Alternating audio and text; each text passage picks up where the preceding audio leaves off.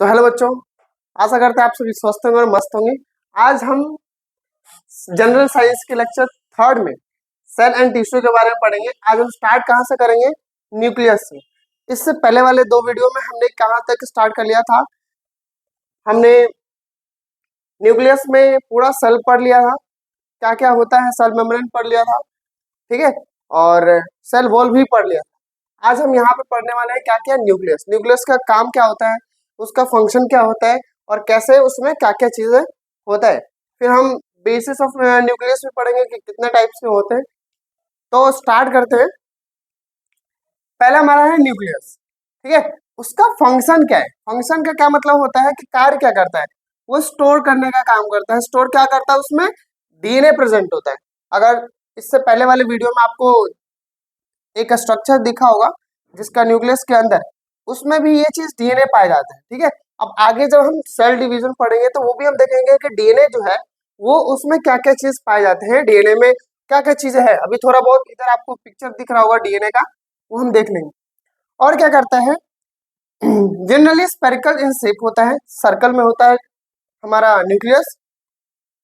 Helps in the production of ribosomes in RNA. यहाँ पे क्या करता है? ये एक तरह से हेल्प करता है क्या चीज बनाने में? राइबोसोम और आरएनए बनाने में। क्या बनाने में? राइबोसोम और आरएनए बनाने में हेल्प करता है, ठीक है। तो ये हमारा न्यूक्लियस का फंक्शन है, और जो भी वर्क है इसका यहाँ तक हमने कर लिया। अब देखेंगे कि on the basis of nucleus, nucleus के बेसिस पे हम देखेंगे कि कितने टाइप्स के हैं सर। तो एक ये नाइन्थ क्लास में ही पढ़े होंगे या और भी क्लास में थोड़ा बहुत जानकारी मिल गया होगा आपको। तो प्रोक्रियोटिक्स है और यूक्रियोटिक्स है। दो हमारे सेल है यहाँ से। बेसिस ऑफ अगर न्यूक्लियस को हिसाब से देखा जाए तो दो हिसाब से बांटा गया।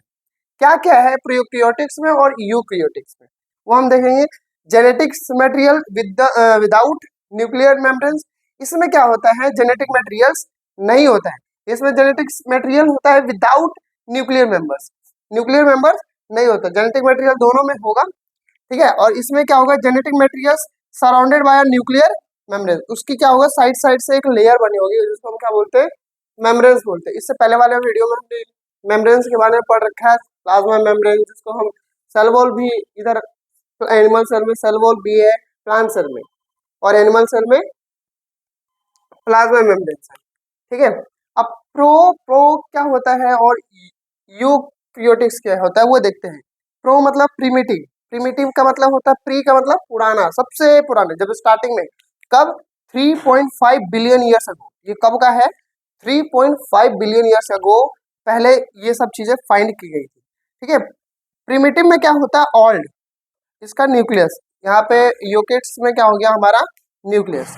अब यहाँ पे हम देखेंगे कि क्या क्या चीजें हैं इसमें, क्या क्या चीजें अनडिफाइन होता है, अच्छे से पूरी तरह से ये डिफाइन नहीं है। क्यों? क्योंकि बहुत पुराना डिस्कवर हुआ। तो डिस्कवर होने की वजह से क्या हुआ कि उस समय नए नए टेक्नोलॉजी नहीं थी, जिसकी वजह से सबने इसको अच्छे से डिफाइन कर पाए या अच्छे से उसको जज कर पाए, अच्छे से स्टडी कर पाए। धीरे धीरे क्या हुआ? चेंज होता गया।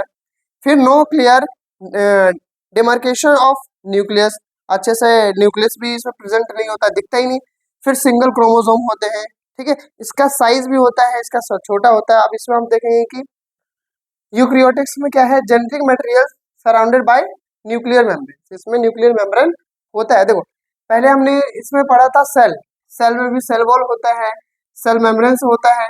अब अगर न्यूक्लियस के अंदर हम पढ़ रहे हैं तो उसमें भी न्यूक्लियस मेम्ब्रेन्स होता है। अब न्यूक्लियस के अंदर जैसे कि ये हमारा न्यूक्लियस। अब ये बाहर वाला जो लेयर है उसको हम क्या बोलते हैं? न्यूक्लियस मेम्ब्रेन बोलते हैं, ठीक है। इसमें क्या होता है? Genetic material surrounded by nuclear membranes. और आगे क्या है? Advance form of the cell. ये थोड़ा सा बढ़ चुका है, इसमें एडवांस लेवल पे आ गया है। ये कब का है? टाइमिंग क्या है? 1.5 बिलियन ईयर्स अगो। ये जो खोज किया गया है अप्रोक्सीमेट 1.5 बिलियन ईयर्स अगो खोज किया गया है। तो इसमें अच्छे से डिफाइन भी हो रखा है, स्पेसिफिक फंक्शनल ऑफ ऑर्गेनल्स भी है, अच्छे से प्रेजेंट भी है उसमें। जैसे कि जैसे अगर हम देखना चाहें ऑर्गेनल्स में क्या क्या बताने की कोशिश करेंगे, उसमें माइटोकॉन्ड्रिया, ईआर, राइबोसोम्स और ढेर सारे प्लास्टिड हो गया, वो सब कुछ इसमें आपको अच्छे से डिफाइन होकर देखेंगे। तो ये चीज हम पढ़ेंगे अगले वाली क्लास में। और हमारे पास क्या है? More than one chromosome. इसमें क्रोमोसोम एक से ज्यादा प्रेजेंट होते हैं। अब आगे चलते हैं। न्यूक्लियस, इस तरह के न्यूक्लियस का जो यहाँ पे हम देखे थे कि फंक्शन स्टोर करता है डीएनए। अब डीएनए हमारे पास यह है इस तरह से, न्यूक्लियस के अंदर क्या है, ये न्यूक्लियस के अंदर ऐसे पूरा हॉस पॉस होता है, बिल्कुल मिक्स हो रखा होता है ऐसे जाली की तरह। अगर हम उसको एक निकाले तो उसमें क्या पाया जाता है, क्रोमेटिन पाया जाता है, क्रोमेटिन, ठीक है, क्रोमेटिन फाइबर। अब क्रोमेटिन फाइबर में इसमें क्या क्या पाया जाता है, डीएनए और प्रोटीन्स, ये दोनों जो है इसमें भी आगे जब सेल डिवीजन पढ़ेंगे तो इसमें बहुत अच्छे से डिफाइन करेंगे कि इसमें जो लाइन है इसको क्या बोलते हैं, फिर ठीक है। और भी अगर हम इस यहाँ से यहाँ जाते हैं सेल डिवीजन में और थोड़ा अंदर जाते हैं तो हमारे पास इस तरह से बने होंगे डीएनए का स्ट्रक्चर, क्रोमोसोम्स, ये क्या है, क्रोमोसोम्स। अब visual only the during the regeneration, जब रीजनरेशन होता है इसका सेल का तब ये हमें दिखता है। अगर हम इसको इस तरह से निकालें तो ये इस तरह से चैन बना हुआ रहता है, ऐसे ऐसे ऐसे ऐसे, और यहाँ पे इस तरह से ये बना हुआ है, जब उसको खोलेंगे तब। अब ये जो है बीच में जो होता है यहाँ पे हिस्टोन प्रोटीन होता है, ये जेनेटिक मटेरियल कैरी नहीं करता, जेनेटिक मटेरियल कैरी करता है यहाँ पे, ठीक है, ये जीन्स, जीन्स। अब वो जीन नहीं, यहाँ पे जीन है कैरेक्टरिस्टिक्स बताता है कि कौन सा किसका कैसा होगा। अब यहाँ पे हम क्या पढ़ने वाले हैं, ये जो लाइन जो दिख रही है ये डीएनए है, डीएनए का फुल फॉर्म क्या है, डीऑक्सराइबो न्यूक्लिक एसिड। अब अगले वाले क्लास में हम इसमें और भी डिटेल्स में पढ़ेंगे कि ये जो लाइन जो दिख रहा है इसको हम क्या बोलते हैं, नाइट्रोजन बेस बोलते हैं, नाइट्रोजन बेस बोलते हैं। अब उसमें भी हम पढ़ेंगे कि एटीजीसी जो होता है पेयर कैसे बनाता है, वो भी हम इसमें आगे जाके पढ़ेंगे। अब लास्ट जो है हमारा साइटोप्लाज्म, साइटोप्लाज्म में क्या होता है कि जो पूरा हमारा न्यूक्लियस है, ये सॉरी न्यूक्लियस नहीं, पूरा सेल, सेल के अंदर भी बहुत सारे ऑर्गेनल्स होते हैं। अब उसमें क्या क्या फंक्शन होता है, क्या क्या चीज होता है वो हम देख लेते हैं एक बार। जेली लाइक सब्सटेंस होता है, बिल्कुल लिक्विड चीज होता है उसके अंदर पूरा, और उसी में सब चीज पाए जाते हैं, न्यूक्लियस हो गया, माइटोकॉन्ड्रिया हो गया, जितने भी हमारे पास है, प्लास्टिड हो गया, ईआर हो गया, राइबोसोम हो गया, सब चीज इसमें पाए जाते हैं। लिखा हुआ है यहाँ पे, contain all the organelles, ribosomes, ER, mitochondria, Golgi etcetera, ठीक है, ये सब। अगर हम इसके आगे जस्ट थोड़ा सा बढ़े तो हम साइटोप्लाज्मिक ऑर्गेनल्स पढ़ेंगे कि कितने टाइप्स में होते हैं। तो 3 टाइप्स में है, डबल लेयर वाले होते हैं, सिंगल लेयर वाले होते हैं और अदर्स में। अब सिंगल लेयर डबल लेयर ये क्या मतलब होता है कि माइटोकॉन्ड्रिया जो होगा वो इस तरह से बना होगा, डबल लेयर वाला, देखते हैं।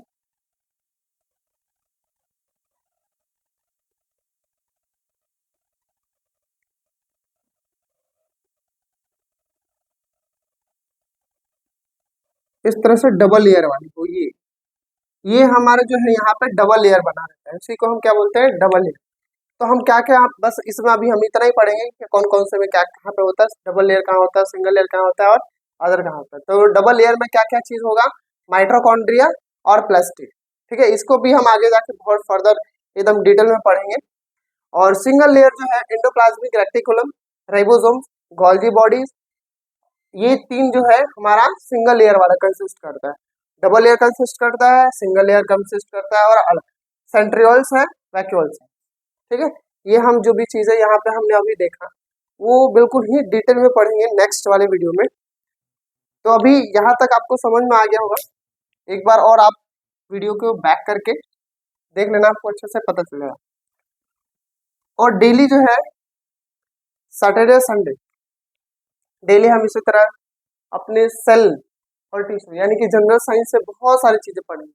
हम यहाँ पे जीन थेरेपी को भी पढ़ेंगे, कैसे हमारा सेल जो है यहाँ पे डिवीजन होता है। फिर हम साइंस एंड टेक पढ़ेंगे, साइंस एंड टेक में क्या होता है कि नैनो टेक्नोलॉजी भी पढ़ेंगे, वो बहुत खतरनाक चीज है, ठीक है। Okay, all the best.